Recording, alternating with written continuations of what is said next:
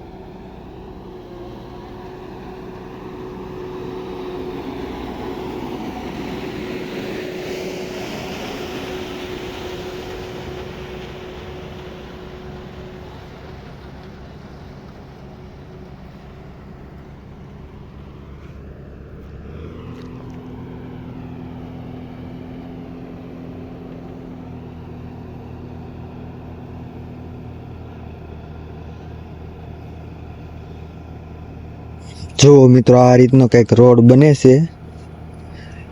આ રીતનું થાય છે એક થર, અને હજી એની ઉપર મિત્રો 2 થર આવવાના છે. એટલે મૂંઝાતા નહીં. બાકી મળીએ કાલ નવા વ્લોગમાં. બધાને જય જવાન જય કિસાન.